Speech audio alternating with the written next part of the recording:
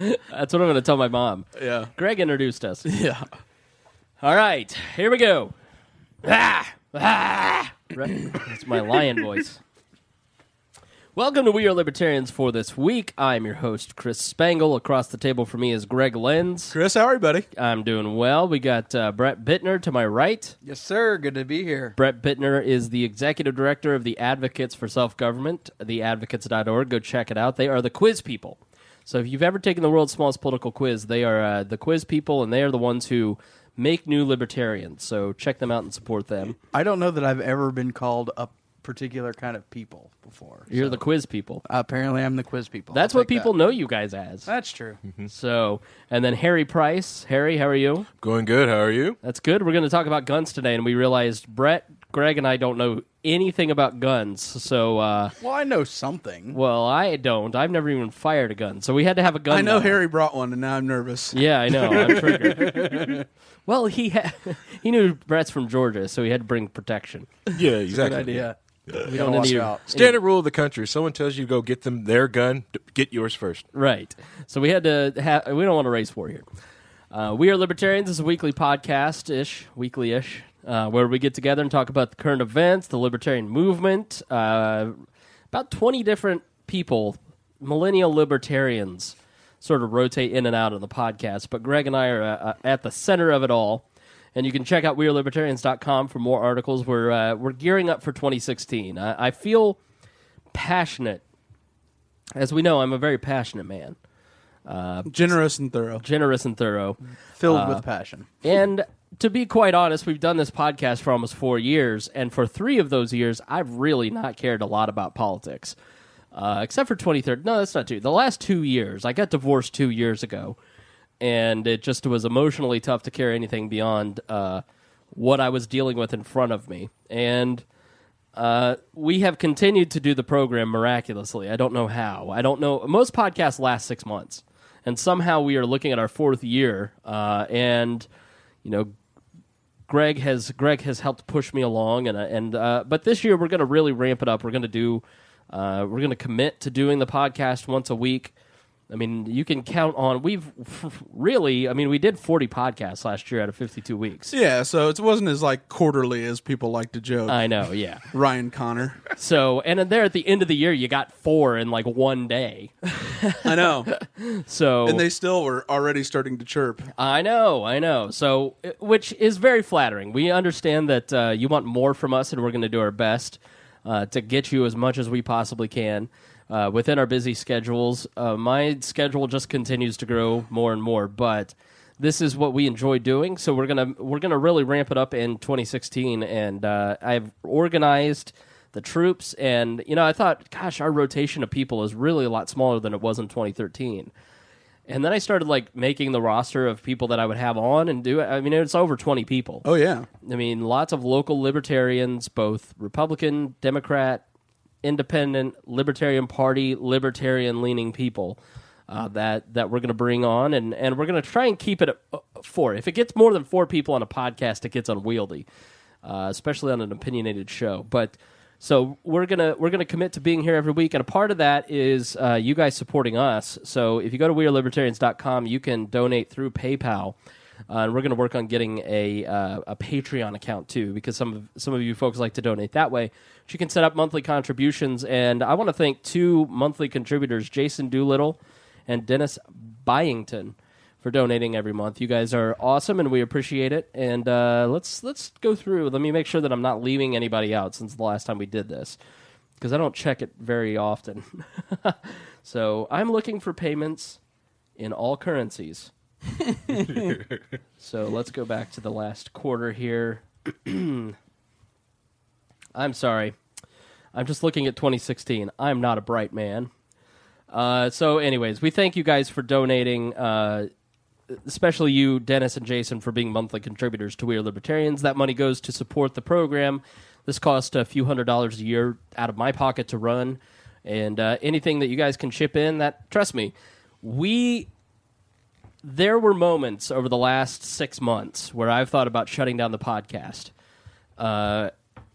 because it just has been tough to get people together. It's been tough for me to do. I haven't had any interest in politics But I thought, maybe that interest will come back at one point, and it did. And then I enjoy getting together with my friends and talking about this stuff. And more than anything, people donate to keep the program going. And some people donate. We've had a $500 donation before. I mean, people have given generously to keep this program going. Much too generously. No, not generous enough. Not generous enough. We're not even close to profitability. So, so please, and the more that you give us, the more people that we can bring into the We Are Libertarians community, the more, the faster downloads we can give you, the better equipment, so the better we'll sound, all kinds of stuff. I mean, literally, I just put together, like a month ago, here's the equipment list that I would love to have. Here's my dream setup, and it was $10,000, which sounds like a lot of money, but I think if all 4,500 of our listeners pitched in $5, man, we could sound great. We could do multiple podcasts, have it download real fast. Pay people to write, which means you get better written content, better show prep. So it's not really about making money. I mean, it's really about reinvesting it back in this project and doing this and having fun. So fueling this Liberty train. I do have to say that the setup is much nicer than the last time I was here. I believe last time I actually had to hold the mic the whole time. So, it's very professional now. So I got a Christmas bonus. So I took some of my Christmas bonus and I color-coded the microphones. I bought some mic stands. I bought a few more microphones and cords. And just, left it set up on the table so it doesn't change or any of that kind of stuff. So, yeah, it's like a permanent setup here at the kitchen table. So it's just easier. We walk in, we sit down. Sometimes we do 2 podcasts a week with We Are Libertarians, and then the Jeff Fibbert podcast will be guest hosted from this location occasionally. Which is nothing at all like this show. No. I apologize. We put that in the feed, and I was told by some listeners there's a moment where Jeff spoils a special Christmas surprise. Yes. And some parents foolishly, why were you listening to that with your kids in the car, and had to turn it off real quick. But apparently no damage was done. But if there was, I apologize. We just wanted, we were on that podcast, and it's a fun podcast, and we figured we'd throw it in the feed just to give you a little more extra content. It was a special Christmas present from me. So how are you guys? Brett, college football season has come to a close. What will you ever do now that Georgia Tech isn't playing every week? Well, pitchers and catchers report in like a month, so I'm good. I know. We got that to look forward to. And I do have the national championship game on Monday night. For what, like lacrosse or pitchers and catchers of what? Major League Baseball. Major League Baseball. Oh, okay. The Braves. Spring training. Here's how much of a sports fan I am. So I work at the Bob and Tom Show. It is a major national radio show, and we have Colts punter Pat McAfee on every week. And so Pat was on, and he was talking about Griff Whalen, right? Yes. Griff. Wait, you messed me up because of this. Yeah, but you're right. It's Griff Whalen. So Griff Whalen apparently has a nice physique. So I Googled it, and I couldn't figure out why I couldn't find the photo of Waylon Grayson. Whiff Graylan.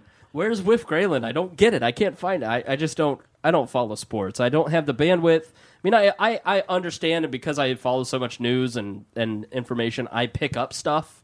So, like, I'll every once in a while surprise Greg with, like, some surprising fact. Like Georgia Tech's very solid quarterback that Right. you were teasing Brett about, and I was very surprised that you would even know that. Yeah. So, I pick up a few things here and there. I just don't find it to be a religion. So, like Brett does with Georgia Tech. Or Harry with NASCAR. Hey, I'm excited about the new NASCAR season myself. Oh, see, I actually had to stop following NASCAR this season. Oh, that's right, because when we were at Liberty and Chill, we were talking about the crazy wreck and all of the stuff that happened with Matt Kenseth. And you threw me off there Yep. because I'm trying to get my other project going, and I'm sitting there like, oh, I should not be sitting here watching these races. I need to be working. What's your other project? I am working on a GSM tower I'm going to bring a GSM cell phone tower to Porkfest. So basically, I could use my own private cell phone signal and talk around to people at Porkfest through our own private cell phone tower. Great. Very It's cool. not going through like the other one that's miles away that gets jam packed. It's our own. It's little monitored. Program. Yeah, monitored. And this one, I can get it to communicate with that other tower that's out there, but I don't want it to. I just want it to be just simple, localized, just phones, just people talking there inside the camp. That's it. That's very cool. Of all the nerdiest shit you've said, that's one of them. I really like the project because I kind of been dabbling in voice over IP and then really messing with a lot of radio theory, and then this whole GSM project kind of really threw me for a loop. I was like, wow, I didn't even know cell phones communicated this way, and all the information that was inside of a SIM card. And I just kind of kept jumping down the rabbit hole, and I finally realized, hey, I can build one of these. Yeah. No, I think you know so much. You and James Neese, when I talk to you guys about technology, you guys know so much more about this stuff than I do. And, like, I'm paid professionally to do it like you guys. I mean, I'm more of a content guy than I am an IT guy. And they're more hardware, which is so rare to encounter anymore, or so Harry is at least. Yeah, I mean, I can build a video encoder. I know how to do that, like how to order the thing, but, like, not build it, you know? Like, you're building cell phone networks and hacking in and watching me nude on my webcam. Yeah, I took that exploit out. Harry will come to Liberty and Chill. Harry showed up to Liberty and Chill one day with a new book that he wanted to show everybody.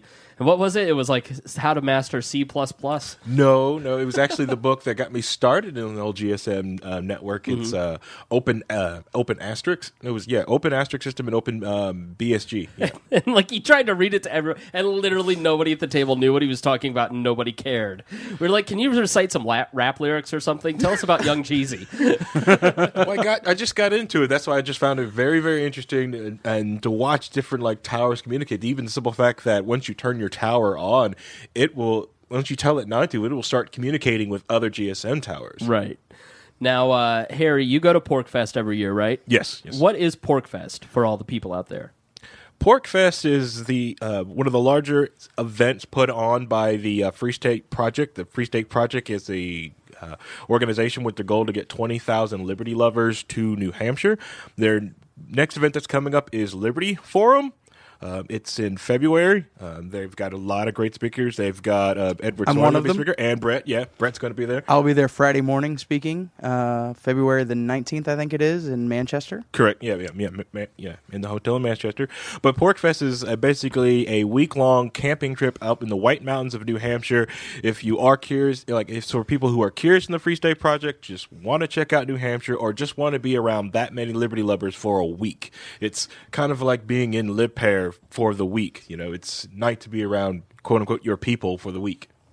White Mountain, huh? Yeah. Your people. Mm-hmm. Interesting. Yes. Libertarians hanging out at White Mountain. Now, Brett, we've had you on occasionally, but we always like to refresh people. Tell us all your titles. You do a lot. I do a lot. I don't know that I can even keep up with all of them. I'm the executive director of the Advocates for Self-Government. That's my day job. It's where I spend most of the time. Soon I will be turning over the role of chapter leader for America's Future Foundation here in Indianapolis to Greg after our next event, which is having Charlie Cook from National Review Institute show up and talk about some pretty exciting things here in Indianapolis on the 21st. I serve on the Libertarian National Committee as an alternate for Indiana, Michigan, Ohio, and Kentucky. I'm on the State Central Committee for the LPIN and my local affiliate. And I've got, a couple hundred other things that I'm involved in. Organizer of Liberty and Chill. Oh, you're right. That very important. Organizer of Liberty and Chill. The policeman, as we found last night, coming up with all kinds of rules for people to participate. 7th District Rep to the Central Committee of the LPIN. Marion County Board member for the Libertarian Party of Marion County. Yeah, you do a lot. The pond of the Libertarian Party is small, so it is. The amount of the roles that a dedicated, competent person can fill. You wear a lot of hats. Are many. Yeah, so I wear a lot of hats. But you enjoy it, right? Yeah, I do. Yeah. I really enjoyed the time that I had off. From being very involved in the party, and we talked about that. I think the first time I was on We Are Libertarians, right after I'd moved up here to Indiana, and that was a very much needed break. Yeah, I was in that way, and I went and lived life, didn't pay attention to news and politics, and we got a little Oprah-ish over the last year as I was focused on other stuff. And you come back and you start paying attention to politics, and I listen to political speeches in a totally different way. Oh, absolutely. Like, I don't listen to it motivated by strategy. I listen to it motivated by, wow, these guys really don't connect with regular people. Like, I listened to Ted Cruz speech the other day, and I was just like, bro, you have no idea what it's like for regular people out here. Very few of the people that you do hear giving political speeches do. Yeah. So I have a cold. Yes, I do. Still, somehow. I'm in the drainage 3 portion. weeks. Yeah, it's been like a week and a half. I've already had and gotten rid of the cold in the time that you've had this cold. I know. I don't know how that worked. He has tried the Charlie Vicks? Sheen thing. Have you got some Vicks? So, he's got some tiger blood. I'm also trying to get some He's positive. Snapchat photos from Brad Lowry. Ooh, Our exciting. friend. Yeah. If you don't follow me on Snapchat, do you guys Snapchat? No. Yes. Yes, we've Yeah. talked about this. Mine is C Spangle. If you want to add me, Harry, what's yours? I don't remember. Okay. I'm sorry. I'm terrible at social media. It just doesn't Yeah. really interest me that much. But I do it. See, that's amazing because that is like my entire job. Like you need people like me to do social media marketing so people like you can get paid. But then at the same time, I need people like you to build stuff. So you have a platform to do social media exactly on. right. Yeah. Are you operating on Peach yet? I don't know what that means. I'm not on Peach yet. I haven't. It's a signed up. new iOS thing. app. I figured you'd be all over it. Peach. I saw it featured on Mashable last week. I figured that the Spangle would already be... See, They're less than 9 months old. I used to join all Peach? these They're social. a couple weeks old. I used to is that join it? all Yeah. the social networks, and I just don't anymore because there's no point. I don't need more spam in my email inbox. Facebook and Twitter and Instagram are it, and Snapchat has somehow broken through, and Periscope to an extent. Aaron Ewert is keeping it alive. Well, I guess He's the only one that's Right. on Periscope, Yeah. I'm pretty sure. In Saudi, Bro, there's a kings that he Brazilian. talks to. There's a Brazilian girl. You got to get on there. Yeah.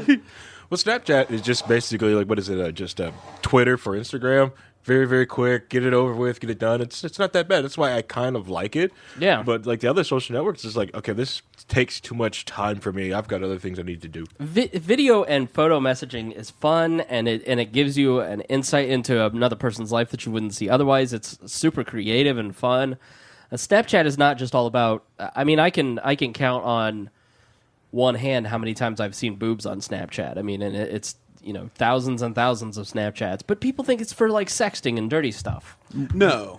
That was all I thought it was until recently. You use it, yeah, and then No, it's fun. it's like it's the future that the self-deleting aspect is the future of communication. Supposed self-deleting. Yeah, but, Sure. But I mean, in the long yeah. run, that is going to be what people prefer. Just because your digital footprint, is going to be something you really would prefer isn't out there. And Right. you can limit who gets to see your stuff, too. Yeah, Right. I mean, I can do more creative things, and like I've snapped, that I've shared information with my Snapchat friends that I was pooping twice today. It's true. I watched it right before we started recording. It was fascinating. I had to go to the right before we started the podcast, and I just snapped from the toilet that I was very concerned about leaving you and Harry alone because you're from Georgia, and I didn't want there to be a race war in the living room. But And Harry brought a gun. Harry did bring a gun. It's to on the which- table. To which Jeff replied, "You've gone twice today? How many times do you go?" I go 3 times a day. You eat 3 meals, you should poop 3 times a day. That's healthy. That's how your bowels work. I do one gigantic one. That's not good for you. No, it is. And I got little stunts with it. I call this one the coast to coast. That's Right. when you go from one side of the bowl to the other side of the bowl. And Harry actually, unbeknownst to many, is legendary for his ability to dip like a breadstick. Oh, No. I mean, like his No. enormous. the turd. Yeah. Oh. Yeah. Ew. When you can get it to. Yeah, that's his claim to fame. Oh, I thought you meant something else. Was No, I'm talking about the eel yeah. was? Get it to like Loch Ness Monster. Yeah, the eel was dropping into the water. And No, taking a look. not that, nothing like that. But that's his one-upmanship, in Special move. in the throne game. Special move. It's your finisher. Yeah. Like in wrestling. Yeah. All right, that's Poor important. Brett. Brett has like credibility in society and roles that are important. I'm on IRC chats and I change my name constantly Greg. and my MAC address. But the other Sorry, I thing is, almost like, broke your what you computer. guys... I also love that Harry brought a laptop stand, not just his laptop, but a laptop stand. So I can put things underneath it. It's how I use it at home. It's just more comfortable like this, and it fits in my backpack. Actually, my custom backpack that I actually got for this laptop in this case should be here in about 2 more weeks. So That is, I love everything about you. Don't change. yeah. And while you guys do all these fancy social media, I'm still on like old email groups You're that we just email. Listservs. Yeah, I still do that. Yahoo Digest. Yeah. Yes. Don't laugh. Some of us still use those for other things. It's a good way to Do you communicate still with have people. a GeoCities? No, I got rid of that 2 years ago. All right. Well, let's talk about the issues. Let's get down to it. Should we start with the Oregon people, or should we start with guns? It's up to you guys. I'm open to both. What would you Let's prefer? start with guns because that actually matters. Yeah. Like, frankly, in the grand scheme of things, the Oregon thing, I don't really care about. I mean, I'm going to be totally frank with our listeners. I don't really care about the gun stuff either. Like, that's part of why I wanted to have Harry on the podcast, is because I watched the Obama town hall, and I really didn't disagree with what he had to say. But I understand that I'm thinking it from I'm listening to his words, and yeah, he's right. Like, you don't want people to die, and you want things to be fixed, and that seems like that should make sense. But then once you get to the policy of it, you know that the devil's always in the details, and that it's what is passed may or may not be effective in actually achieving what all of us seems to be common sense. Right, like the loophole that he's wanting to close through the executive order is already closed in California. It didn't stop anyone in San Bernardino. Right. Yeah, correct. And most of these loopholes and the supposed loopholes that supposedly exist is just trying to stop small private transactions between individuals. Which is virtually impossible to police anyway. Right, yeah. But it doesn't stop the federal government trying to Register guns. Yeah, register guns. They trying to register 25 gram drones this year. So yeah, they're going to try to go after guns. It's ridiculous. The whole debate on trying the gun show loophole. So when you go to a gun show and you set up your table, you have to be an FFL a deal. You have to have your license. You have to be in good standing to be at that gun show. And the fact that someone is going to buy a bunch of guns there legally, then put them in their say Subaru station wagon and drive these up to Chicago from Indiana, that's ludicrous. You'd lose too much money in this deal because the chance of getting caught, and they already have a law against straw man purchases. And your margins aren't that great that you could even really make that trip with all the expenses that you would incur. So Exactly. so how do the people get guns in Chicago? Like if Obama says, a guy from Chicago who's on the ground talks to, like that pastor that was on the town hall and says, I'm in the neighborhoods. This is where the guys say they're getting the guns from. How do we know that that's false? I mean, I'm trying to play devil's advocate. I'm trying to do my best Stossel here. Why? I mean, the president says, where do the guns come from that are being sold out of trunks in Chicago, and how do we trace those? Cook County, Illinois. Okay, That's where most of their guns come from in one general location, and Mississippi and Indiana. That's once they really trace them back, and when you trace them back, since there's really no gun register, they find out these guns were stolen in these areas. Right, That's they were how stolen or they were found, and what they're ending up doing, or they're going to a pawn shop that's got a Saturday night special, and that guy really isn't an FFL kind of guy. He's just kind of trading in the gray market there. Yeah, explain an FFL. It's a federal firearms license. It's what allows you to be able to sell guns in as a dealer, somebody who actually You're basically is in the business. They're Yeah. actively engaged in commerce. It's their main deal. You're an They're auto not a dealer. hobbyist. Correct, yeah. like Right. it's being an auto dealer just for it's guns. exactly Auto like dealers, being a car dealer. or a cigar bar. You do your business in selling guns, and that's who you also have to deal with. If you bought a gun online, you have to find a local FFL dealer Who that can that, accept it, and then they'll do all of the background check and all of the paperwork that's necessary for it. A friend of mine in Georgia is a gunsmith. He is the FFL that I would have one sent if I were to purchase one online. online if I still lived in Georgia. I would have to find somebody here to do that if I wanted to buy a gun online. And one of the things that I saw that I thought was absolutely hysterical with regard to the White House tweet about convicted felons being able to buy a gun online without any sort of a background check was a response from Brian Aitken. And if you guys don't know who Brian Aitken is, he's a guy very prominent in the Liberty Movement. He used to work for FEE, but he came to prominence within the Liberty Movement because he was arrested and convicted for improperly transporting his legally owned guns when he moved from Colorado to New Jersey. He spent time in prison and had his sentence commuted. However, he's still a convicted felon. So he responded very quickly to that tweet by saying, "Oh, really? What's the website? Can I pay with Bitcoin?" Right, yeah, He won the internet that day because it was absolutely hysterical if you know his backstory. That's amazing. I mean, so he just moved his stuff from one state to another because he passed through states. So Right. so when we went to Vegas for the convention, or actually it was St. Louis. So we're here in Indiana, and when the National Libertarian Party convention was in St. Louis, we had to put out a memo to everybody saying, "Hey, it is illegal for you to have a gun in Illinois. You take your gun through Illinois and you get stopped, you could get a felony." Yes. And made it very clear. So, I mean, that's just really, that's bullshit. Well, especially when you consider the Second Amendment. Yeah. Right. Yeah. For me, from going from Indiana to New Hampshire, I've got to pass through Ohio, Pennsylvania, unfortunately, New York. You know, these states here where my concealed carry permit doesn't work on. Right. I have to get my gun transferred from Indiana to New Hampshire through an FFL a dealer and pick up my already purchased gun. Or I just, get a gun from my uncle up in New Hampshire. It's easier. Well, that's what's important, too, I think, to Or you- differentiate. Because, like, you look at Adam Lanza. Like, Adam Lanza didn't do anything illegal. I mean, that gun was already in his home. Well, he did some things that were illegal, but the ownership of the guns was not, and procurement of the guns was acquisition not illegal. the gun wasn't illegal. I mean, and everything. The president treats everything as the same. Yes. And I do agree with him. I like that part of his initiative in the executive order is $500 million for mental health, but. That, I mean, you really have to differentiate the issue between, like, there was a murder in Indianapolis last night by a friend, right in the back alley of a friend of Spangle and I's home. And, like, that was something where they're not going to find that individual, or it's highly unlikely, and that gun was stolen. It isn't the case, like, with San Bernardino and Adam Lanza at Sandy Hook, where, I mean, or even James Holmes, where they could go and pass a federal background check, and it would have done nothing to prevent the crime. Yeah. And so everything he's putting forward does nothing to address any of it. Won't stop any of this. Right.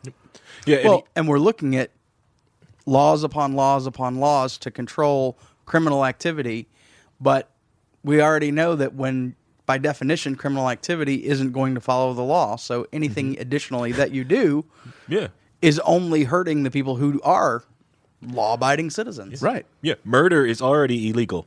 Yes. And like in San Bernardino, the loopholes he wants to close are shut. It did nothing. Yeah.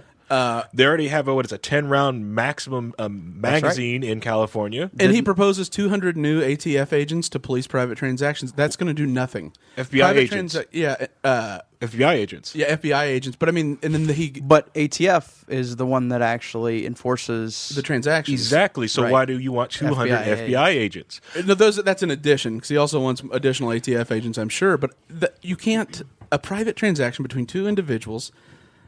Why? I mean, if I wanted to buy the gun that Harry has right now, there's no law that would prevent it.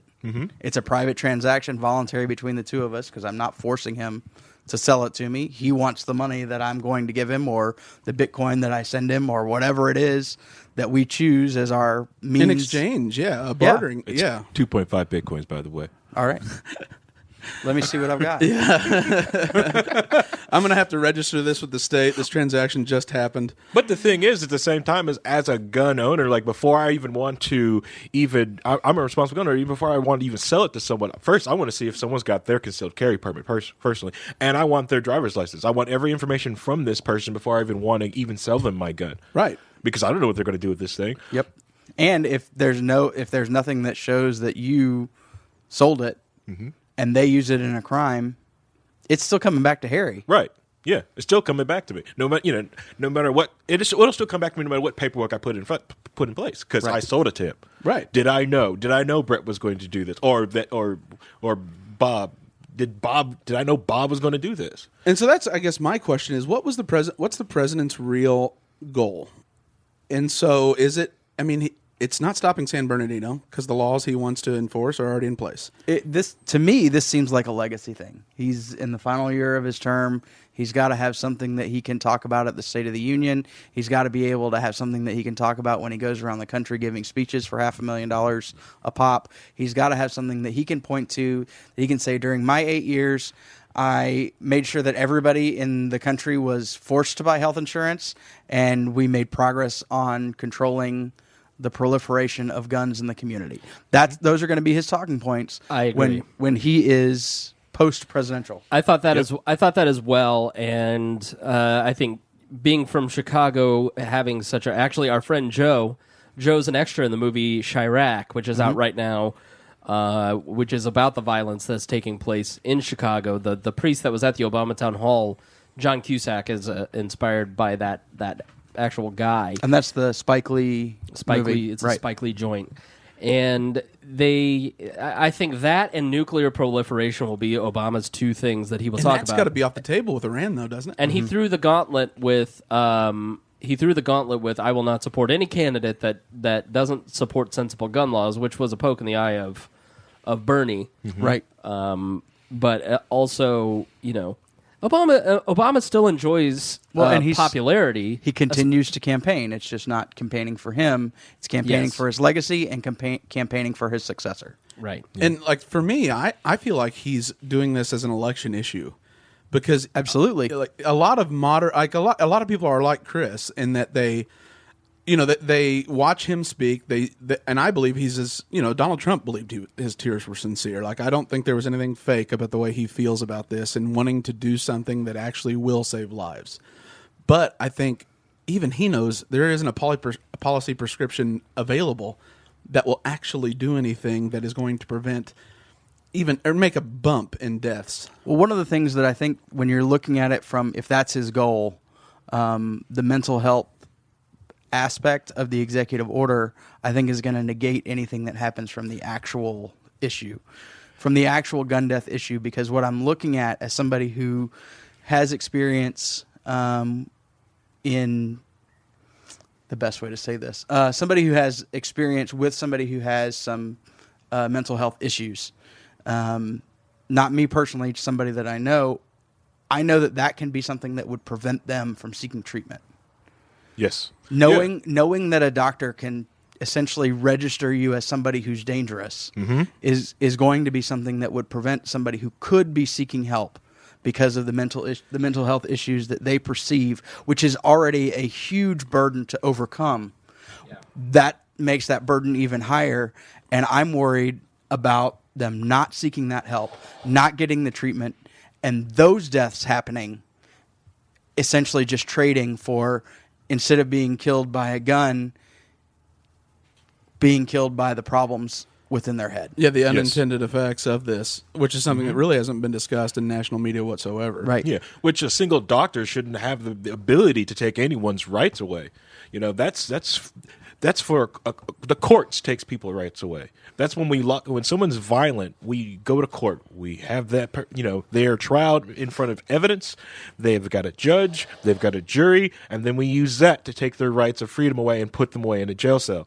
A doctor shouldn't have that. That's all. No, and the court can have the doctor come in and testify or give their expert opinion. Yep. And that's always been the case, and that should be the case rather than placing the court's authority within the doctor. Right, and you also have your ability to defend yourself. Also, in all this in the whole paperwork, it doesn't really say how to even get your name off the list. We know it's hard to even get your name off the no-fly list when your name got put on it accidentally. Might as well. You can't get off that. No. I mean, honestly, you're not getting off. It for lack of a better term, it's on your permanent record. It is. Yeah. And you're never going to escape that. You're not a flyer. Yes. You are not a flyer. Right. Well, and we've even seen congressmen who've been on the no-fly list. And they can't get off. And Tom McClintock shares a name with an IRA terrorist, Congressman Tom McClintock from California, And basically, he was told that while they were researching what was happening to make sure he could fly, well, just use your middle name when you make your reservation, and you'll be able to fly. This was when he was still a state rep or state senator in California. That was what they told him, and he had no advised issues. him to make a typo in order to circumvent federal law. Essentially, yeah. Wow. While they were trying to clear up the issue with him having the same name as somebody that was on the no-fly list. Wow. I do get searched less when I don't use my suffix. Huh. Have you ever been patted down? Uh-huh. Have you? Yeah. Really? The blue Really? the blue gloves of freedom. Flying? Blue But gloves flying? of freedom. Yeah. Hey. Yeah, when I went to Keenvention, I took it. Sorry, What? that is totally my fault and unprofessional. I was just uploading a promo video to our Instagram. But yeah, I get patted down every time I fly by the blue gloves of freedom. Yeah. No way. I also carry the Penn and Teller Bill of Rights with me every time. It's metal, so that when I go, if they send me through the metal detector, it will go off, and it gives me an opportunity to hand the Bill of Rights over to the TSA screener, and I can tell them, hey, I'm obviously not going to be using these for a few minutes. Can you hold on to them for me? And I usually post something on Facebook or Twitter about the hashtag Blue Gloves of Freedom anytime I have an interaction with TSA. Yeah. Interesting. I like to go through the line and be as crappy as possible. So like because even if they get forced to go through like the scanner, I don't stand correctly, so it'll mess up. And I'll put all kinds of different things on me, so it'll all mess up. Just like the det cord. I love touching det cord right before I get on the plane. Oh, man, it's awesome. Well, I don't go as far as Harry. I'm there to be an example to let people know that they don't have to go through the scanner. Yeah. And I worked on that way back in 2010 when they started putting them in with the We Won't Fly campaign, where we essentially shut down major airports by having people opt out because they weren't able to get people through the line because everybody was opting out. We were passing out flyers and helping. So I continue to be an example for them that, hey, you don't have to go through that body scanner if you don't want to. Mm-hmm. And it really slows down the line. Yeah. Do you guys know? So in this case, and sorry, just to kind of go back to guns, do you guys know off the top of your head or just a general idea, like of the crimes that are committed, I'm guessing the majority are stolen guns. Stolen guns, high points, the little junky old guns, or they're most of them are stolen guns, or some guns are possibly bought legally, and someone just used them for criminal acts. Just like you would buy if someone wanted to go out and buy, a crappy Chevy Cobalt and just want to go out and do, commit acts with it. Same way if someone went and bought a crappy MacBook Pro and wanted to go out and hack. It's just a tool. It's how you use it. And so then with the doctors being able to register you, the issue then becomes preemptive, almost a preemptive strike against people that are trying, to commit crimes. So what you're talking about is forecasting criminal activity. Mm-hmm.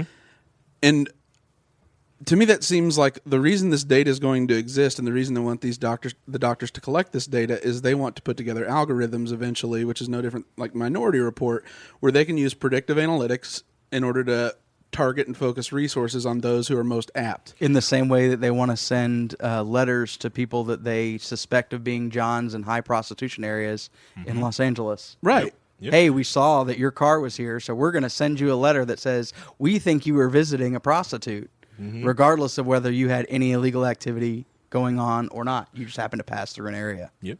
Get you arrested on just trying to expand the be able to arrest you on a conspiracy. We believe you have these means to conspire.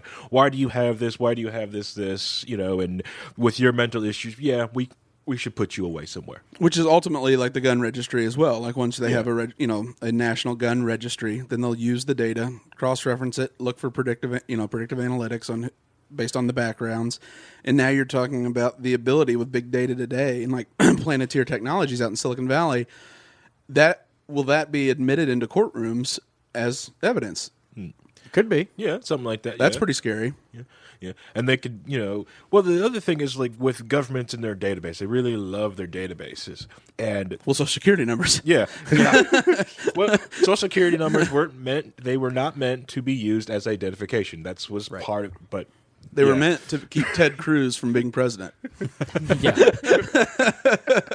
For a good reason. No Canadian should ever be president of the United States. I will stand by that 100%. That's right. Totally agree with you. I am. Yeah, you're waiting for them to come and invade. I am so small government until it comes to Canadians, and then I'm a statist. I'm a Tory. Black out the sky. That's right. Yep. Take their Arctic air, keep it up there, build the wall. And make them pay for it. now Yeah. that's impressive. That would actually win my vote. If he had quit targeting Mexico and started targeting Canada, you would know no greater ally Donald Trump than myself. You should check out the first episode of South Park this season. 'Cause Is it that's- epic? That is exactly what it is. It's Canada building a wall. so South that Park we has been can't- so amazing this year. This Thank season. God they've they had exist. they've had an awesome long story arc. Usually the episodes stand independently of one another, but now they've all been incorporated in this longer story arc. And I actually have to say that it's Bill Hader's influence as a writer. I think I didn't know he was added as a writer. he has been. I know that he 2 has been years, since whenever 6 Days to South Park came out. Whenever that documentary came out, that was when I first found that he was a writer. And what I've seen is a move towards a more traditional show where you have longer story arcs and you have character development. We saw it a little bit when they did Coon and Friends. They did Imagination Land. They did those 2 and 3 parters. But this season, the half season they just finished, where essentially the whole focus was having a Whole Foods, Yeah. Yes. was a basically continuing theme. Gentrification and Donald Trump's role in that, and yes, And the whole economic development they used. They nailed that. Every argument for economic development I've ever seen, and the failure that happens when you have the government managing that is absolutely epic. It was so perfect when they did the Soda Sopa. Yeah. nothing that is particular episode. Nothing is better than Caitlyn Jenner, though. Yeah, that was a pretty good Oh one. my god. Yeah, South Park is interesting, and this is just a random thought while we're on it. I was thinking about South Park the other day because we were in a discussion at work. Working for a morning radio comedy show, we were never shock jocks, even in the heyday like Howard Stern was, where he was intentionally pushing the limits. But you want your show to You guys reflect. weren't, like Bubba the Love Sponge. No. But our show reflects what common people discuss and how they talk and what they talk about. And sometimes that includes sex and farts and jail rape and and that sort of thing. I mean, ignoring it doesn't mean it doesn't happen. Exactly right. And so after Janet Jackson, a lot of things changed. There's famous, we do a lot of songs, original songs, not just parody songs. Things like Camel Toe and the Cleveland Steamer song where it's like, do the Cleveland Steamer. You can go to bobandtom.com and check some of this stuff out. Our SoundCloud especially has a lot of bits. And, we were talking about standards and appropriateness of what you can and can't discuss and how things are a little bit looser now. But it got me thinking about what actually outrages people and what is socially acceptable and what is not. And South Park in the early days was social. It's always been socially unacceptable. And what is socially unacceptable about South Park 25 years ago was the dancing Christmas poo and talking about sex and then transgender people scissoring. And now what is outrageous on South Park is political correctness and being conservative and being libertarian on certain issues. That is what is outrageous to the culture. Donald Trump is offensive to most people in the culture, not what was offensive 20 years ago, which was sex and toilet jokes and all that kind of stuff. So I think it's an interesting shift in our culture from and South Park has always been on the cutting edge of what offends culture at large. They picked up where The Simpsons left off. Yeah. When The Simpsons became very mainstream. Yeah, and so South it's Park almost picked like that a perfect documentary of what pisses people off in power. I mean, it's such a great show. I mean, yeah, a lot of it's exploiting or exposing the absurdity of the the conversations Yes. that go on politically in America, and that used to be Saturday Night Live's role. For the longest time, that's what SNL did, and SNL dropped the ball, and they became an NBC. They just did whatever NBC was doing, and when the Iraq War wasn't cool and Bush, that was their heyday. And they kind of came back with that, but that's not where America is right now. But once GE owned NBC, you really saw that change in Saturday Night Live. The great writers left. It became the also rans that all of a sudden got to write the show. And if it weren't for Amy Poehler and Seth Meyers? Seth Meyers and Tina Fey, that show would have died. And now, but it's storming back because it's following South Park's lead. It isn't as incendiary or as abrasive, I guess, as South Park, but it still touches on those same themes.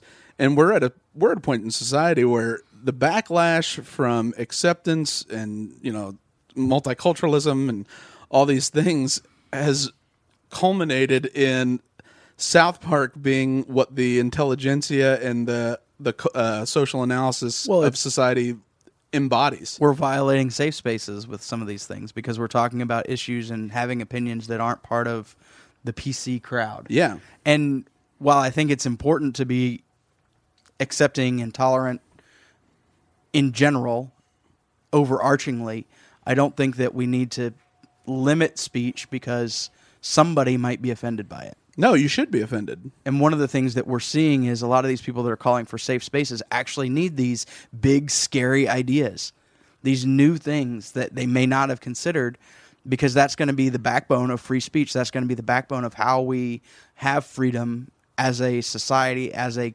nation going forward, is we're talking about these things in a way that you can't just shut down a conversation by saying, well, I'm offended by that. I'm offended by Harry's I Love Guns and Coffee Starbucks parody t-shirt that he's wearing, or I'm offended by your Titleist hat because it shows that you're part of the golf patriarchy. It says tit on it. Yeah.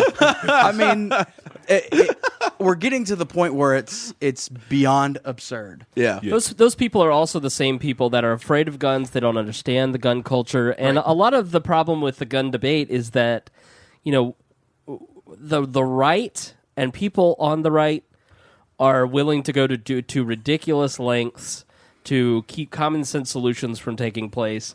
He talked about Smith and Wesson and Colt and how they were pressured into not producing a gun that has a chip that allows only its user to fire the weapon. That to me seems like something that makes no sense. It seems common sense, and why wouldn't they allow that? Why wouldn't want the consumers to want that? The other part about the left is that they want to abolish guns. There can be no discussion of any guns existing for a lot of these people, and they are willing to mock and belittle people on the right in a culture that they don't understand.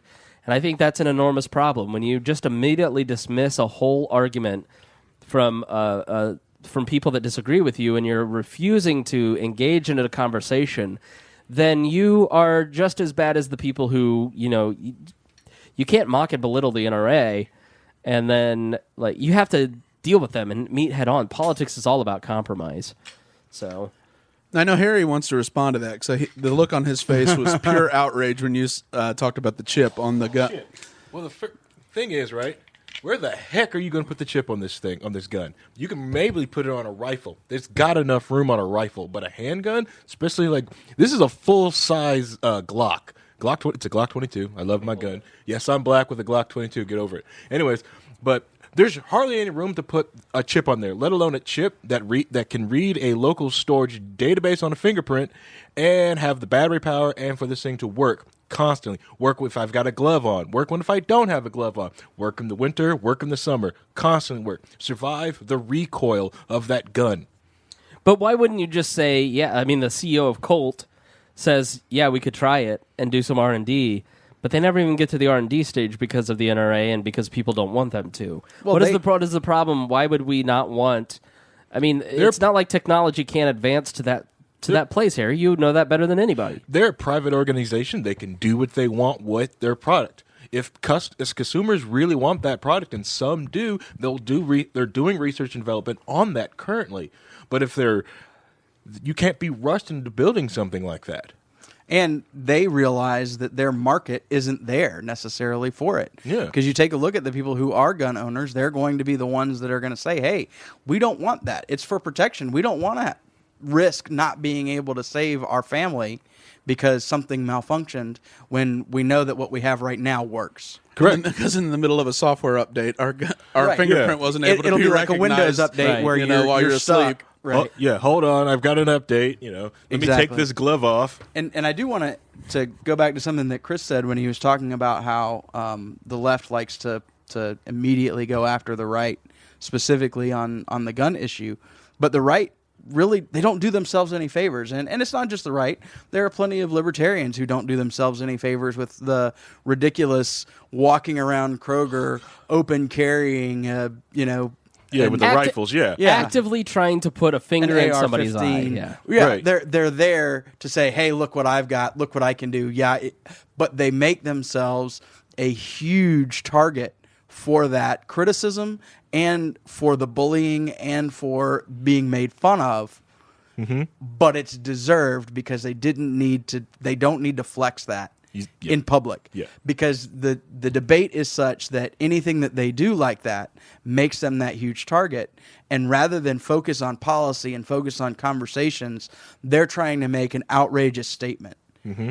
I don't care what you have in your home, but I realize how ridiculous you look when you're walking around the mall carrying something strapped across your back, or you're walking around the neighborhood, with something that's gaudy. Yeah, the gun cosplayer walking around. Yeah. Yes, and you know what? Those are the people that I'm actually the most afraid of doing something stupid, because they've already shown a lack of judgment. Right. The guy who's open carrying a handgun on his hip, I am not worried about that guy at all. Mm-hmm. Because he's not flash, he's not showing, and he's not drawing attention to the fact that he's doing it. Yes, it's there, but you know what? I'm not worried about him doing something really dumb. And it's also not what he's doing. He's doing something else. He just happens to have that. Exactly. These other guys are doing it as a way to show that they can do it and what they've got. Yeah. But so what? Yeah, you could go ahead, walk around that Barrett 50 MG. No one cares. Okay, people care, and they'll try to take that away from you. It's when I have open carried. I have open carried this Glock, but I've open carried this gun empty. Honestly, without a magazine in it. I had my suit on. It was completely empty, and I just had it on my side. And I was like, "Oh, why is it empty?" It's like, because I'm doing it as a statement. I don't have to have it loaded. It's because I have a permit that says I do what I want. Yeah, and I do what I want. It's my gun. You have the Ron Swanson permit. Called the Constitution. Well, that is, but I mean, so last night the president has a town hall, right? They have a town hall moderate, and it was actually way less of a love fest for the president's side than I would have anticipated. And that gets missed in all of this is, one, it's like we've discussed before. The Second Amendment's there because without it, the rest of it is just words on paper. It has no teeth whatsoever. It's, an armed citizenry is the protection against an aggressive government. And you go beyond that and you look at the way it's worded. The left love to talk about how it has to do, the comma and the militia. That's ridiculous, because if you think about it, you would have to believe that the federal government codified into law the right for an individual to join an institution that has full control over or oversight by the federal government. They would never grant that within the Constitution. And second, you'd have to believe the Bill of Rights, which is explicitly negative rights, what government can't do to you. This is the one exception where they can go ahead and quote that this is what the government can do for you. Right. Yeah. So they decided to make an instance out of this one time to give you a positive liberty. That's absurd. It's contextually absurd. And that's why the left is wrong on this issue. Mm-hmm. Well, and one of the other things that we don't really see a whole lot of discussion about is the process by which an individual's rights to be armed, to protect themselves, are infringed by not following a process. We have an outline process for changing an amendment to the Constitution. Yeah. We've seen it. We did it with the 21st Amendment when we repealed the 18th Amendment. There's a process in place to do so, but it is a continuous battle by people that are playing a very long game to take incremental steps to make a change and eventually get to the point where they want. It may not happen in their lifetime, but they know that they believe that they are so right on the issue, they'll take every little tiny change, every little tiny step that they can, and they never actually follow the process. And that's actually the most infuriating thing to me about the gun debate as it is in the United States is we talk about common sense solutions and that's fine. Make your case, follow the Constitution to either repeal or amend the amendment. It's there, it's outlined for you, but in today's society, they realize that it's impossible to to meet that, and that's kind of what they were going for. That the separation of powers works. Yeah, They exactly. are absolutely outraged that, you know, that this whole system works. I mean, come on. And it stops all the knee-jerk reaction bills from that. That's how we end up with the Patriot Act. That's how we end up with the TSA, these Right. knee-jerk reaction stuff. And that's why the process takes forever. It's so you actually know, do you really want to do and you this? have an intelligent debate where you're considering all sides and you're actually looking at what will work, what won't work. You have an opportunity for people to study the issue, look at the outcomes, look at the consequences, unintended and intended, and actually make a well-informed, good decision. Yes. Yeah. And unfortunately, we got to do it right now. It's an emergency, and we have to do it because this happened, and we have to have something. And that's exactly how we pass things like the Patriot Act. It's exactly how you see it, just like Harry said, all of the knee-jerk reactions to things. And that's why that process is in place and was put in place, because they realized that this could be something, a contentious issue in the future. Imagine that, them having that foresight. You know, we're already limiting speech to First Amendment areas. We're already saying who is and who isn't the media now. Yeah. The Fourth Amendment doesn't exist. And the Fourth Amendment doesn't exist. You take a look at some of the things that are happening in the world. I hate to be the guy that continues to hammer on about making a murderer, but you see all of the things that happen there to the guy. And I promise no spoilers, but everything that happens with him, it makes you wonder whether people even realize that the Bill of Rights and the Constitution are in place. Yeah. They don't. Yeah. They absolutely do not. I mean, 52% of Americans didn't know Joe Biden was vice president. So, I mean, what are the chances they know the Bill of Rights and the separation of powers and the three branches? Not to mention the state's role. I mean, in the individual states, not the state as an overarching government thing. But I mean, and that's what this week the Texas Governor Greg Abbott, you know, he called for a constitutional convention, and Horrible like a lot, idea. I know a lot, it is. It's a bad idea, but his intent. It's like a lot of things. It's a terrible idea, but his intent is good. right, His intent is to Limit right federal now. government. Yeah, well, there's the 10th Amendment state. You know, has no teeth. It has nothing, and so the idea- it's because nobody has the guts to stand up. yeah, That's why the 10th Amendment has no teeth. and you then need supremacy a governor, clause and rulings by the Supreme you need Court. a governor, and you need sheriffs that will stand up to the federal government for the 10th Amendment to have any teeth. Right.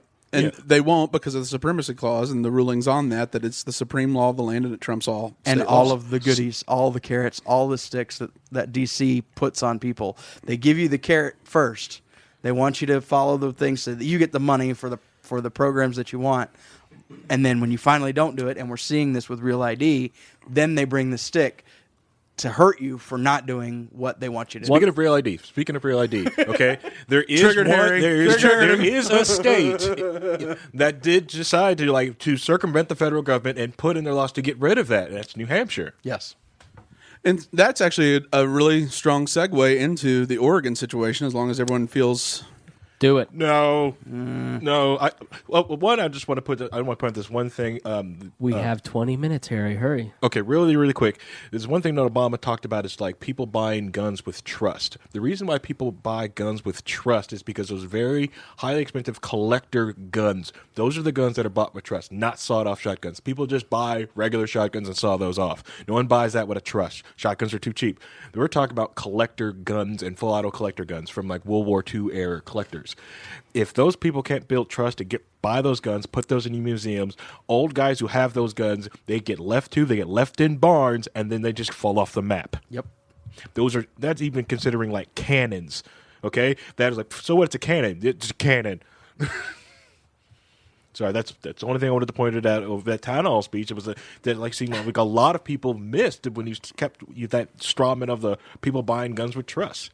These are corporations buying things, not just regular people. Harry is so mild-mannered and like level, but then you like trigger him on something, and guns is one of those things. He just gets so pissed off. It kind of makes me I want like to say animated something. Harry. You can literally say anything to Harry. Like Harry. Well, I want to say something negative about the rotary engine, Raspberry Pi, and guns, and just see if Harry's head explodes. Exactly. Yeah. He's going to commit a crime. Nothing negative, and before the Koenigsegg, it's the only good advancement in engine design. Okay, now the Koenigsegg and their new camless motor, that's pretty interesting. But it's Blah blah blah. Did you hear that, Harry? Blah blah blah. Nobody cares. That was the sound of all our female listeners' panties being thrown at the speaker.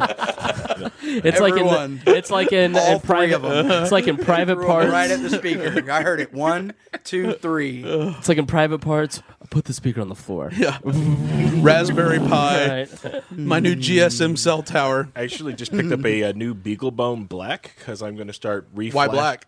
Yeah, but it's got to be black, Because Harry. it's the black edition, and I'm going to. Why didn't you get white? Well, I got the black edition because I wanted to put a Kali Linux on a nice little portable box. 2, I wanted to reflash the BIOS on a lot of my Lenovo laptops so I can put Libre boot on it. Yay, Libre boot. Okay, sorry, you can go. I'm sorry. Good deal. Being geeky. I am pretty sure I only understood about 3 of the words you just said. And he gets so excited. Oh. Greg, tell us. Listen, I know there's like some old guys that did something with a fire and they had to go to jail, and so It's like actually like Al Bundy went and like stole a cabin in the Oregon or something. I don't know. And it's like a white Baltimore. Right. That's what I've come to understand based on the memes that I've seen on the internet. You have to hate them because these are the guys that are terrorists in the way that the Baltimore guys were terrorists, but they're different colors, so they get treated different, and that's all I know about it. And it happened in Oregon. Well, like I get like treated had, differently because it's guns, but even though Oregon was founded to be a completely white society. yes, Which is racism, Harry. heavily. Because that's what Oregon was designed to. That's where a lot of them fled to. Yeah. Right. And so really I struggled to get interested in this. And then there's really some interesting backstories about how this came about. So it's Dwight Jr., who's the father, 73, and his son Stephen Hammond. They're lifelong ranchers in this area, Harney County, and even going back, their ancestors were ranchers all throughout Oregon. And so they had several issues with this wildlife refuge before. So this isn't their first brush with starting a fire to keep out juniper grass that came in order. Get it? Brush. No.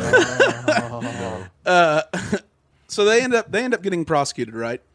They end up setting a fire designed to keep out this grass that they said was going to ruin their winter feed. Mm-hmm.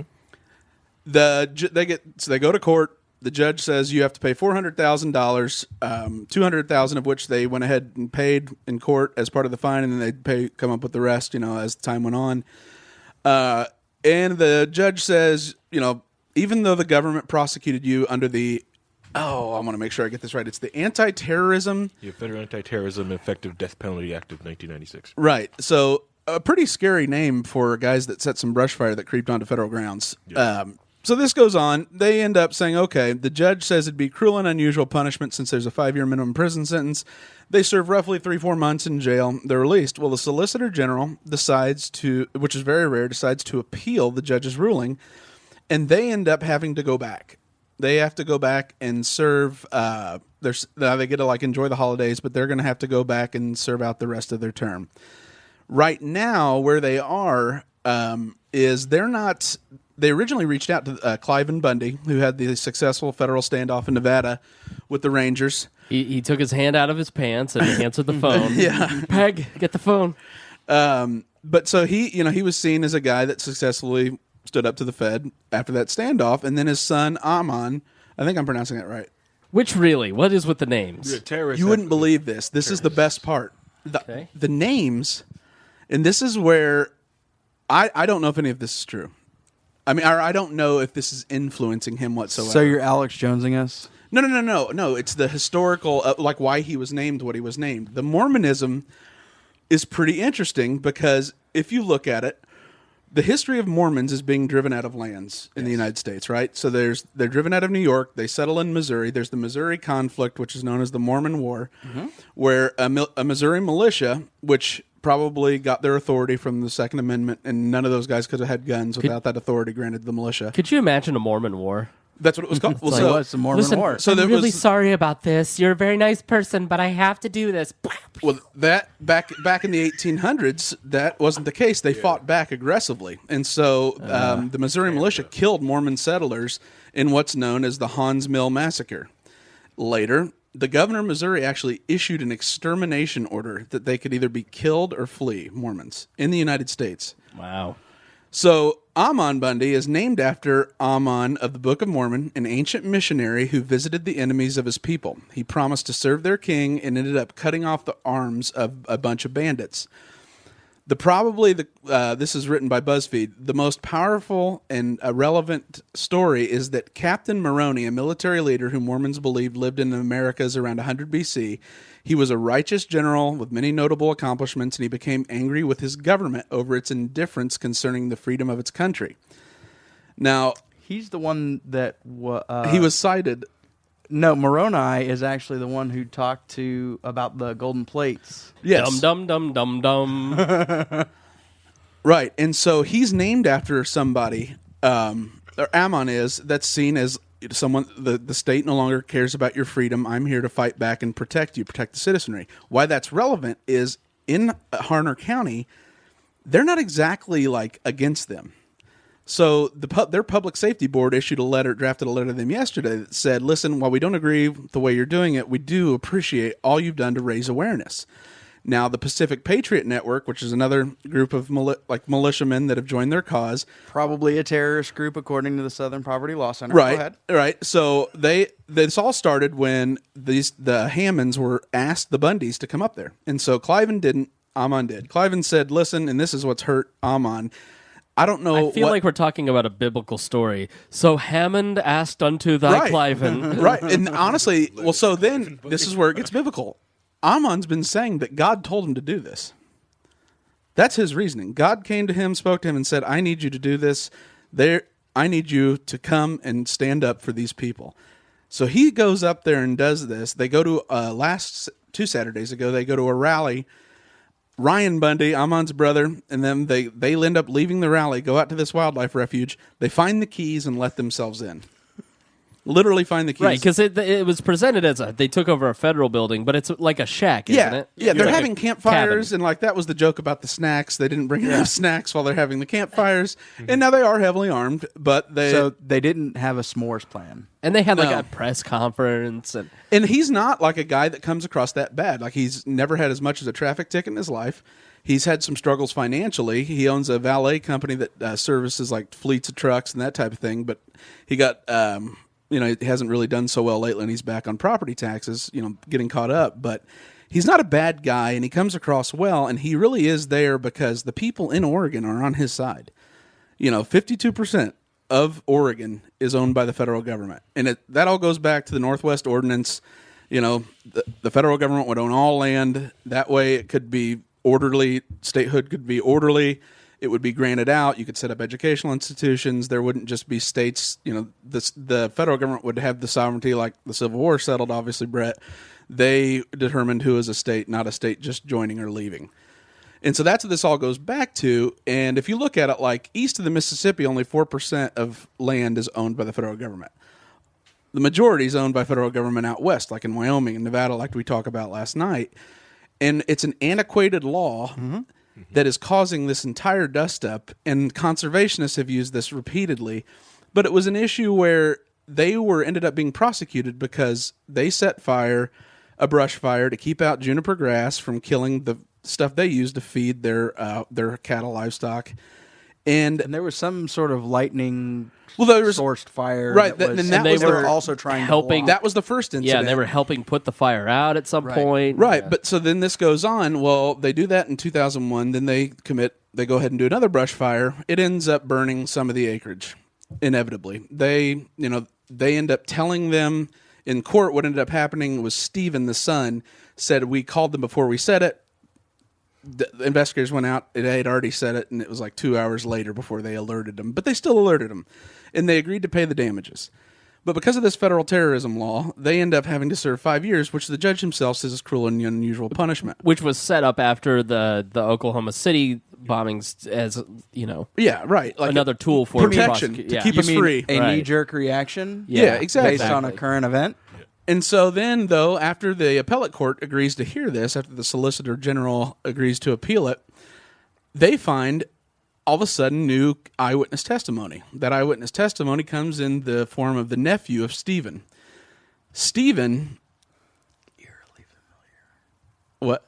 I was just giving Harry an eerily familiar look. Oh, well, it's like Stephen and his nephew and have a very bad relationship, and he actually had abused him domestically, and so he had to do a pretrial diversion, go to anger management classes, and get this settled. I thought pretrial diversion meant you weren't guilty. Yeah, I No, thought it was means the dismissed, right? charges are dropped, I believe. That's how you spin it anyway. Right. And so his nephew ends up being the one who said, light the world on. He said he was instructed to light the world on fire. Okay. They used this as eyewitness testimony that the intent was not just to do a controlled brush fire, but to actually burn the lands of the federal government. That ends up being the linchpin and the reason this thing goes back to appellate court, and that's the reason these guys are going to have to serve out the mandatory 5 years. Not because even the actual prosecutor said, I do not consider these individuals to be terrorists against Right. the state. But because of the 5-year minimum law, they have to go back. The appellate court overruled, and they got to spend Christmas and the New Year, and then they're to report here in a few days. Isn't there a they permit already somewhere reported. that they were denied? They can't get the because permit of now. their criminal past. Yeah, well, so the family now is suffering at the brink. 'Cause they have the family can't keep this going because now they no longer have ranching permits. Right. So they've been around. They've been there since the 1800s, and their family can no longer continue a successful. They actually shuttle cattle during the winter, and then they also have the successful ranching business. And now those are both gone. And their legal defense, though, even though the Hammonds had asked the Bundys to come up there and bring awareness to this, now they're going away because now they're pursuing clemency from President Obama. Right. So now Almon Bundy's up there standing alone without support of the very people who invited him up there, and he looks like he's an idiot. However, the thing he's got going for him are that people are on his side in Oregon, and that's why the FBI has stood down. The Rangers have stood down. Yesterday, the sheriff was asked by the Harney County at a town hall. They asked him to go out there, and so they had a 10-minute discussion. And he said, "I agree to grant you safe passage if no charges will be filed. I'll get you out of town, and we'll put this to bed." And he goes, "Listen, the only thing that's going to happen here, I'm not leaving until this land is turned over to the people of Oregon." Oh, boy. Which, if you're going to have a cause, that's a good one to me, because then it's turned over to ranchers. It's turned over to people who make their living off this land, and it's not just this conservation is continually encroaching upon the Hammonds' property. And now, after the first issue with the fire, they had to grant first right of sale to the federal government. That was part of the conditional lower sentence. And so it's just one thing after another where this federal government being there has created crimes. Yeah. Just their pure existence has created criminals out of people who are successful ranchers when it's not. Who are it's really law-abiding difficult to be. citizens that... And these guys are community. That's the other thing. Like the Oregon Live website, or their main paper was talking Right. about. They donate to every charity. They basically are. They're on the town council. These are great people that are committed to everything in Harney County and have made sure that it's a great civic community to grow up in. And that's why the people are rallying around them, because the government doesn't see them as terrorists. The people see them as heroes. Right. And yet somehow they're going to be in jail prison for 5 years It's insane. for a fire. Right. That they agreed to pay the fines, and they're going to pay the rest here soon. And it's just the absurdity of it all. And I mean, maybe Amon Bundy shouldn't have got involved, but I don't blame the guy. Yeah. Like, you know what? He wants to help, and he was asked to help. He was asked to help. They abandoned him, but he's up there, and it could get out of control with this Pacific Patriots Network that's joined their cause, because now they're setting up an armed perimeter to prevent. Then the guy, one of the people, broke away and said the reason we're doing it's to prevent a Waco situation. Talked to a reporter, and I thought, this is not what you want to do, because you're going to change the narrative from from protest to occupation. Right. Yep. And the second that happens, you just gave the federal government license to move in and create, a scenario where you get attacked. And they're ready to fight back. They're carrying armed weapons, but they're talking to anyone. Anyone wants to come up, they'll greet them. They're friendly. They're nice. They don't come off through the media as like Waco or who was that? Jim Jones. Yeah, at the Branch Davidian. That's David Koresh. Yeah. Where they could have gone, they could have arrested him for what they were going to charge him with at any time on one of his morning runs, but instead waited until he got back to the compound and then held it under siege and attacked the people. Exactly. Right. People who were paranoid of the government, and they sent the tank. Yeah. Right. They sent a tank. Even though the sheriff told them not to send the tank. Just go up there in a suit. Yeah. But now they've laid the groundwork for such an issue by that one guy breaking off and other militia groups joining. Well, we already know, it's commonplace that 2/3 of most groups are probably federal agents, just in there either spying or instigating. 2/3 seems a little strong, Harry. Yeah. I'm going to go. I mean, with that would mean that at least 2 of us are. Oh, hell, I'm accused of being a government troll all the time. Okay. So at least now I know who the other one is besides me. Only pure people are on that side of the table. I ain't saying shit. But it's funny because I felt like you guys, this is so ridiculous, Right. Yeah. and then you think about it, this is a guy who hasn't accomplished a lot in his life, and he's kind of running off the reputation his dad built because his business was kind of successful. What? Sorry, my brain started to go on this one. Is this just trying to get a database of people who are willing to go and get up guns and go do this, just kind of like they did with Occupy Wall Street? Occupy Wall Street was manufactured by the federal government. Right. They convinced people to go there, and they started pulling people in databases this way. But this is like 20 people. So when I say the Pacific Patriot Network, I mean 6 guys in Silverados. I don't mean Occupy Wall Street with 100,000 people. Yeah. Okay, just I'd be shocked if they'd commit the resources for what will ultimately result in under 100 people. So at the end of the day, it's another group of people who are upset about government intervention in the lives of people who are trying to live their lives and be prosperous. To be taxpayers, be people. better taxpayers. So there is a parallel then to the people of Baltimore, in that it's a group of people who are frustrated by government intervention and are lashing out because they don't understand any other way, because they've tried to follow, essentially, for the most part, tried to follow the rules as they're laid out. And even want to buy the land, the Hammonds ideally would get to buy the some of the acreage from the federal government, but the federal government instead says, no, we're only going to grow. Even though we already own half, that is enough. We got to conserve more of Oregon. So all it does is drive out. They've literally ruined the lives of the Hammonds, who no longer can get ranching license, in their family. And now they have they've purposely, or I don't know if purposely, but they've created a scenario where a group of people who really, Amon Bundy isn't a terrorist. He's trying to interpret the law from an originalist perspective. And just doing that makes you look like a terrorist with the right media narrative. Just reading the Constitution and interpreting it from that perspective makes you look like a terrorist. Pat McAfee is the Colts punter. And so he was... Matt McAfee? Matt McAfee was on the show this week, and he was talking about their coaching. They were supposed to fire their coach, Pagano. And they ended up giving an extension to both Pagano and the general manager, Ryan Grigson. And the media was walking around trying to get information on everything. And there's one particular guy in the locker room that hates the media and never wants to talk to them. And so one of the press people said, well, then just say no comment. You got to talk to him, or else you'll get fined. And you don't have to say Marshawn Lynch it. Right, Yeah. So just say no comment. And so that's what this guy did. And he said, do you like Chuck Pagano? Do you like this decision? No comment. Do you dislike Chuck Pagano? No comment. Do you like Ryan Grigson? No comment. Do you on and on and on, asking him multiple of what this guy's opinion of the coaching staff. The media member went out and tweeted, man, they really got to look at this guy because he hates his coaches, because he had nothing to say to defend Chuck Pagano, and he's not even happy that they're back, and blah, blah, blah. So the absence of saying something now in the age of Twitter and our media environment is that no comment now equals I hate the guy because I've got nothing to say in support. You're either with us or against us. Right. Which is insane. So Hey, I'm just here so I don't get fined. Yeah, that's right. That's what he should have said. Either that or start like quoting like Or Harry just Potter reading, spells. At yeah. him.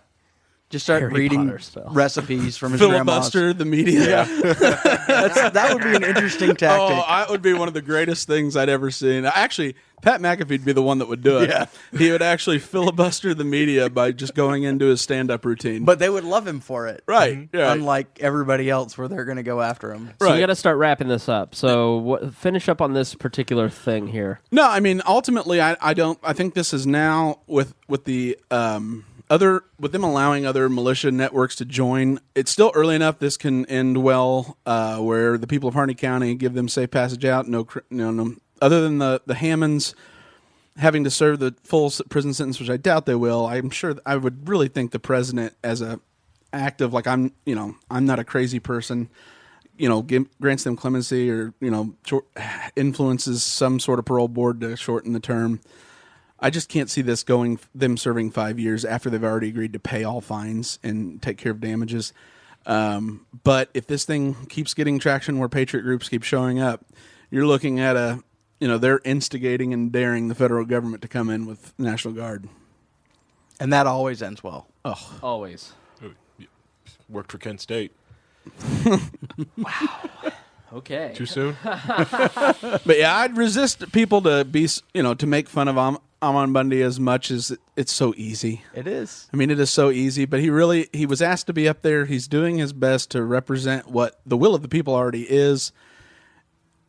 He's not the eloquent spokesperson that you'd probably wish, but he's also not a bad guy and a wacko. You don't get to pick when you become the spokesperson oftentimes, and there aren't people who've gone through extensive media training, and so they're going to come across as somebody who doesn't really get it and doesn't understand how to talk about the issue. And unfortunately, that's most of America, but we are fed the media narrative that this guy is incompetent or a buffoon because he doesn't fit the narrative that they're telling, and he doesn't have the ability to talk about the issue in a way that shows him as being an intelligent, rational thinker. Right. Mm-hmm. Mm-hmm. All right. Well, thank you. Thank you all. We got to start wrapping up here. There has been so much to talk about this week. Now that it seems like everybody kind of woke up after the holidays, and now we're all paying attention. And Waited for Paul Ryan's awful budget bill to be passed. Right. It's the year of ideas because the Republicans are admitting they've never had any ideas before. And Democrats are almost admitting that they've only had bad ideas before. So Lewis Black is pretty right. Yeah, he really is. All right, kids, time to wrap up. Open stage, whatever you'd like to say, self-promote, do your thing. Harry, let's start with you. Oh, goody. Let's see. I don't really have that much to wrap up with, other than the simple fact that be very careful if you watch someone who talks about at the president's town hall meeting, the little in between things that he would say offhandedly and move aside, especially talk about how could I confiscate guns? There's so many of them and they're spread so wide.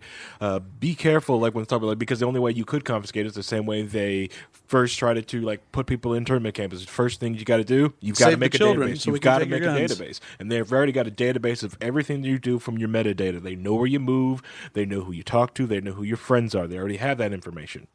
They've got even more information on you, and they're just they're piling more and more information on you. It's not the fact that that information out there is who controls it. That's what worries me about most of it. And the other thing is watching when people talk about these statistics, question the studies, find out their sample size, find out how they got their statistics, find out if it has it been proven, how many people have looked at the study, and if they use a study hidden behind a paywall, don't trust that study. Yeah. I've seen so many people, it happens on the left, it happens on the right. People will put up a college study that's behind a $500 paywall so you can't read it. And they claim this is what happened. Or they'll do something statistics like, 1 in 100,000 people, see, this is what their gun does. And so it looks like Chicago is safer than Vermont somehow. Because that's how they got the statistic to skew. But that's all right. Brett? Well, the first thing I want to do is if you haven't yet It's been an obsession of mine for about 2 weeks. Watch Netflix's documentary series, Making a Murderer. Even if you have no interest in spending 10 hours of your life finding out about a Wisconsin family and their struggles with the criminal justice system, when I first started watching it, it was just kind of and I was sucked in, and I can't stop reading, sharing information, talking about it. I can't wait for Greg to finish it so that we can talk I want to do about an it. episode. I'd like to do an episode. on it if you I want can't to. wait. I'm on episode 4, so I've got a lot to watch tomorrow. Okay. Well, I'll share with you guys the top links that I've collected in the probably 50 to 75 articles and opinions and op-eds and stuff about the story. I'll share that with you guys for show prep. But for me personally, find me on social media. I'm always talking about something. I'm at Brett Bittner, BrettBittner on Twitter. I'm also on Facebook at facebook.com/Bittner for Liberty. If you'd like to see me speak in person, as we mentioned towards the beginning of the podcast, I will be at Liberty Forum in Manchester, New Hampshire on February the 19th. I believe that's the Friday that I'm speaking. I know I have a 9 a.m. speaking spot. I will also be in Colorado in March, and as soon as I have more details and the speakers list has officially been announced, I'll make sure to share that. And I look forward to seeing conversations about what we've talked about today. That's usually something I've kind of shied away from or not seen, so I can't wait to engage if you guys are interested with anything that I said or anything that I thought or talked about. And you can also follow me on Instagram at Brett Bittner. Very good. Greg? Yep, mine is a recent email discovery. I know everyone's tired of Hillary Clinton and all this stuff about, whether or not she committed a crime. And I don't care about her serving jail time. I don't care about yada, yada, yada. We all know she's awful. But I do care about the ability for investigators to actually investigate things. And so it turns out an email chain was discovered where there is an email that shows she committed a federal crime. On June 7, 2011, an email chain with Senior State Department Advisor Jake Sullivan. Clinton asked Sullivan to change the marking on classified information so that it is no longer flagged as classified. Clinton, using her private email server, asked for the TPs, apparently a reference to talking points being prepared for her. Sullivan, who is using his official State Department email, responds, "They say they've had issues sending secure fax. They're working on it." Clinton responds, "If they can't, turn it into non-paper with no identifying heading and send non-secure." That is a blatant violation of federal law, and she won't go to jail, but she should. She's a criminal. Yeah. Her own state that she purports to love, she violated its laws, and if she really loved it and loved the law, she should go to jail for the crime she committed. I'm already falling asleep. No, I get it, but I'm just glad they were able to find the information because investigations shouldn't be prohibited like they are being right now. Mm-hmm. All right, mine is watch The Wire. So I'm going to give you Ooh, that's a pretty big assignment. Oh, but it's 5 seasons of epicness. Okay, if you're into politics, it's not even a chore. It's the best TV show of all time. It is literally The West Wing. No, not the West Wing's not even in my top 5. 65 hours that you're telling people to Maybe spend of their lives watching. Well, The now Wire? that they've watched The House I Live In, the documentary that will change your which life. I did watch because of your recommendation when I was riding a bus from Houston to Dallas, and it was awesome. Yeah, it's great. And so now that they've watched that, they're prepared to watch The Wire, which is basically a documentary. It was written by a cop from Baltimore and David Chase. Not David Chase. David. Now I had his name, and now you ruined it for me. David. He did the Homicide: Life on the Street, and he was a newspaper reporter for the Baltimore Sun. Went on to do Treme on HBO, which is an excellent show as well. So it is The Wire, though, is. It's better than David Simon. Yeah, better than The Sopranos, better than Mad Men, better than Breaking Bad, mostly if you're a political person. I mean, it details in great drama, Shakespearean drama, what is wrong with our inner cities, how the cops, the newspapers, the schools, the politicians all fail your average citizen, and how it fails the people who work for the bureaucracies as well. It's just an amazing show. I rewatched it again. I saw it first 5 years ago and thought it was amazing, and it holds up. I mean, even except for it's kind of funny because they do the wiretaps of the cell phones, and they start with the beepers, and then they get on to the flip phones, and then the burners, and then the camera phones. And right? Oh yeah, it's awesome. So, and for the ladies, Idris Elba is a big part. He's very foxy for 2 or 3 seasons. He's a very handsome man. So, dirty red coat. He's British. I don't trust him. No, he's not. He's from Sierra Leone. It's British territory. Same thing. All right, Is he, kids. is he American? not. That's all I gotta say. Is he American? Like he's not. He's like Ted Cruz. He's not from America. It's more Canadian than British. That's worse. I was trying to be nice. All right, kids. Thanks for joining us here on this episode of Weird Libertarians. As always, we promise To do better next time.